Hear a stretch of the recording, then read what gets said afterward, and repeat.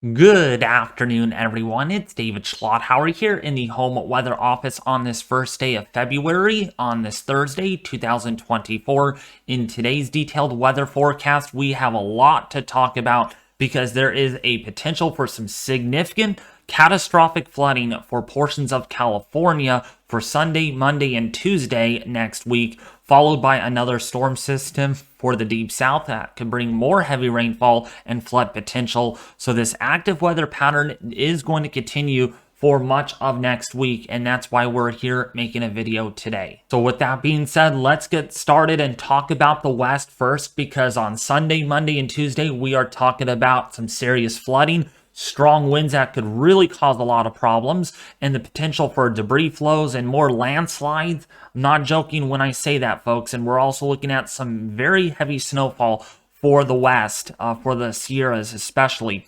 So we're going to first look at satellite imagery, and then we're going to be looking at the deep south here towards the end of the video, because we want to look at what is most important first, and then what is least important for the deep south. Not that the deep south is not that important. This is more concerning especially for California. So the first off, this is our first storm system that has moved through California, dumping quite a bit of rainfall. Many areas reported 3 to 4 inches as what most of the models did project. With this first system, we also had winds gusting over 30 to 40 miles an hour. Had a 44 mile an hour wind gust here at home on my weather station. And it was enough to actually cause some flickering of the power, but we did not lose power. We did have a few branches break, but thank goodness we did not have any damage done with this first system as far as the wind department goes. But a lot of rainfall did accumulate and a lot of Sierra snow. This is already moving into the desert southwest and will be the system that impacts the deep south and the southeast by early next week. But I really want you all to look at what we have here in the north central Pacific. This is going to be the next system that is going to be making a lot of news headlines. It already is, even on the Weather Channel. Daniel Swain has been talking about it. In fact, he is going to be live tomorrow at 10 in the morning on his YouTube channel. So be sure to check that out. There will be a link to the channel leading to that. So be sure to subscribe to the channel, because he's going to go into in-depth detail on this system, because this is going to be a big one for the West. One of the biggest systems that we have had since last year, since 2023 of January at least. So that's going to be the one that everyone is watching, and it is making a lot of headlines on social media. So let's take a look now at the models here. This is the GFS model, and let's actually go all the way back here for Thursday afternoon, because I want to kind of show you all the progression of this weather pattern.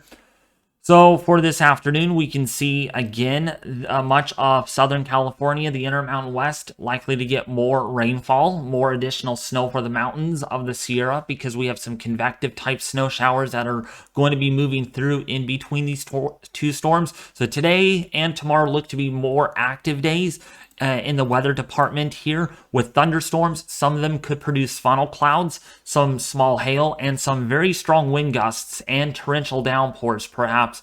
Today I did get a funnel cloud on camera. I posted it on Twitter if you all want to check that out. It's my first funnel cloud official sighting in my entire life, and I'm not doing that to over exaggerate. I truly have not seen a tornado or a funnel cloud with my bare eyes in person at all. So for me to see that, that was like, man, I actually saw something that I've never seen in my entire life. Hopefully it didn't cause any damage in Stockton, but I did get something on camera. And so, yeah, it's on my Twitter page if you all want to check that out.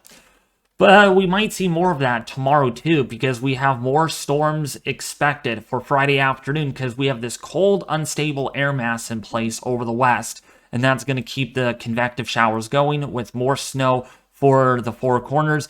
And then by early next week, that same system that we have had is going to be moving into the deep south and the Midwest by Saturday on the 3rd of February. So February is starting off on an active note. with more snow over Colorado. Now, we got to really watch this because there are some models that do go pretty crazy here with snowfall totals over Denver. Colorado might see 1 to 3 feet of snowfall, perhaps. We'll see how the upslope flow kind of develops as this surface low kind of gets going in Texas.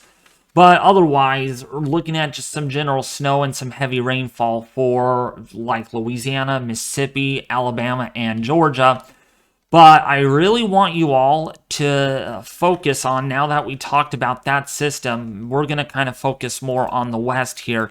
This system really has a lot of people's attention, and it even has Daniel Swain's attention, Mark Setta's attention. Ronald, my friend Ronald, is even very concerned about this. This still, while the models are changing timing and exact track of this system, one thing's for sure is we are going to get a lot of rainfall, 3 to 6 inches of rainfall in many areas, with some areas in the higher elevations like the Big Sur coastline. If you're down there in San Luis Obispo, if you're in some of the Ventura Mountains down there near Channel Island, near Oxnard, you could get a foot or more of rainfall, and it is very alarming to see this. And there is another model that does indicate that that could be a possibility. I'll show you the icon here in a little bit. But here's a look at the GFS model. Starting Saturday night, we think now is when the rain is going to start. Now, the winds don't pick up right away. That's going to be more of a Sunday, Monday thing, versus the rainfall will be more of a Saturday night all the way into Tuesday. It appears we're going to be getting soaked and hammered by some very intense moisture surging up from the south. Subtropical, if not tropical moisture, just to say the least. From this system that you see down here on satellite, this is that system right here that is going to be impacting California. Does it bomb out? Well, let's find out, right? So pressures start at about, and I looked over this carefully, they start off at 1,008 millibars by Saturday, probably by Saturday early afternoon, late afternoon. And then by Sunday afternoon, it gets down to 985 millibars. That's very, very deep for California. And look at that gradient, very tight pressure gradient between Nevada and the coast of California here around the San Francisco Bay Area. And also very dark green colors, which indicate some very intense rainfall rates exceeding 1.5 inches to maybe 2 inches an hour. This is that type of system that rainfall rates are going to be pretty extreme over the California region. The mountains of the Sierra, like if you're in Bear Valley, Heavenly Valley, Homewood, Sugar Bowl, oh my goodness. I mean, you could be looking at snowfall rates exceeding 6 to 9 inches an hour at times with this second system. And look at it, just kind of sits there over Southern California, okay, and then it still continues. I went through 3 days showing you that the rain is going to just continue over the same areas. This is why the National Weather Service is emphasizing, folks, that this is a storm to not really mess with at all. Again, Saturday night, this is Sunday night, this is Monday night, still raining. I mean, it doesn't stop. And then might even get into Tuesday night before maybe we get a brief break before our next system rolls on through into Thursday next week. So, I mean, all of next week, essentially, I think maybe by Thursday we might start drying out, but there's a little bit of uncertainty in the models about that happening. But right now, at least through Thursday, we're looking at rain pretty much every day. Especially Saturday night into Tuesday is when we could see the heaviest rainfall, enough to really cause a lot of major flooding and maybe even extreme flooding in Southern California. Doesn't surprise me. In fact, it goes as far as a moderate risk of heavy rainfall for Southern California here. Santa Barbara, Oxnard, Santa Paula, Fillmore, Thousand Oaks, Santa Clarita, under a moderate risk.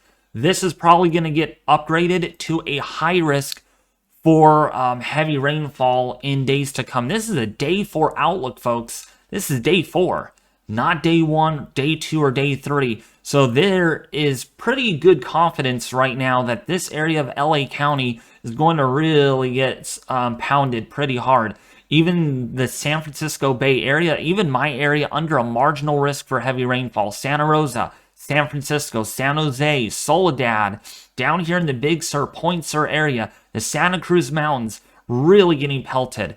Day 5, similar, marginal risk for heavy rainfall throughout much of the Central Valley into San Francisco, San Jose. And then look at moderate risk for 2 of these days. Okay, especially for Oxnard, could really be in trouble, folks. When I mean business, when I see this, all right, man, if I had $1 billion or $1,000, I would drive down here just to witness all of this and to do any flood reporting that I can, because this, folks, this is nothing to mess with. This is not a joke at all. The metro area under that moderate risk for heavy rainfall. Now, when we do look at the rainfall totals, while it doesn't seem a big deal on the GFS, this is the 18Z run. By the way, this is still in the process of rendering. It just got done rendering as me making this video. Yeah, this video is going to be out a little late today, just because there's a lot going on ahead of the next storm. And we actually have a leak in our house, so that kind of sums it all up there. That's what we're dealing with from last night's storm. Just kind of took a beating on the house, so hopefully we're able to get that fixed soon before our next system. But more rain is on the way. Now, while the GFS does not explicitly show a lot of rain here in California, well, it shows a lot. There's one model out there, and it's called the Icon model. Let's bring that up here. Let's actually show of all of California. This is alarming, okay? When I mean alarming, I mean there's a lot of rain. Look at right here. This really covers that moderate risk of heavy rainfall very well. Some portions up here of Oxnard and some of the mountains there near the Grapevine could get 2 feet of rainfall. Yeah, you heard it from my mouth. 2 feet of rainfall in a matter of 5 days. 24 inches. Okay, if we look at the 12Z run, very similar, 23.3 to be more specific. If we look at the 06Z run, very, very similar here. In fact, there has been an uptrend here in the last couple of model runs in the same area. So this is really bear watching down here in LA. Downtown Los Angeles could get a foot of rainfall if this actually comes to pass. We're going to see exactly where the track of this goes, but look at down here in the southern half of the Central Valley, could get 3+ inches of rainfall. But that's only on one run. If we look at the Canadian, a lot lesser rainfall, more like about 10 to 12 inches, but still a foot of rain is not out of the question down there. And then up here in the San Francisco Bay Area, in the next 5 days, could get 6 inches of rainfall. That is nothing to mess with. When we look at the GFS, very similar rain amounts in that ballpark of 3 to 6 inches in northern and central California, with southern a lot lesser on the GFS. It's just all about where the heaviest rainfall sets up. There's a lot of variability in the models right now based on timing and track and intensity differences. If this is bombing out, goes further north, maybe more of a wind threat than a flood threat for Southern California, versus if it's like what the Icon is showing, it might just be more significant for the flooding for SoCal. So again, variability in the models. What might help out is looking at the European ensemble forecast, which still has Southern California around a foot of rainfall in that 5-day period, whereas the GEFS ensemble has trended down a little bit with rainfall totals there for Southern California. Not as bullish as what the last run was showing, but still in the ballpark there of, again, about that 3 to 5 inch mark for SoCal, with Northern California expected to see 2 inches. Now, snowfall totals are very impressive for the Sierras, all the way from north to south on Highway 50, Highway 88, and Interstate 80. Going through the passes is not going to be pretty at all on Sunday into Monday. Avoid traveling to the mountains if you can. We're looking at anywhere between 3 to maybe 6 feet of snowfall. let alone over the next 5 to 7 days in the mountains. All right, that's a lot of snowfall. Given that we're far below average, we might get closer to average once this is all said and done. Look at a lot of the mountainous areas here out west. Going to see several feet of snowfall, with even the valleys likely to get 6 to 12 inches of snowfall, but no snow at all back towards the east or the deep south, and that's because it's been way too warm lately. In fact, it's going to remain very warm for the Midwest and the Northern Plains, where there's an 80 to 90% chance, well, even 100% chance for above average temperatures across much of the east. All right, this is something that you typically see with an El Nino, but really not El Nino like down here. It should be colder than average. Instead, it's much warmer than it should be. So anywhere you go across the east, it is going to be very warm for early to mid-February standards, whereas the west is likely to see below average temperature chances for the 6 to 10 day period. 8 to 14 days will remain warmer than average for the eastern half of the U.S., where it's going to be cooler than normal for the west and desert southwest.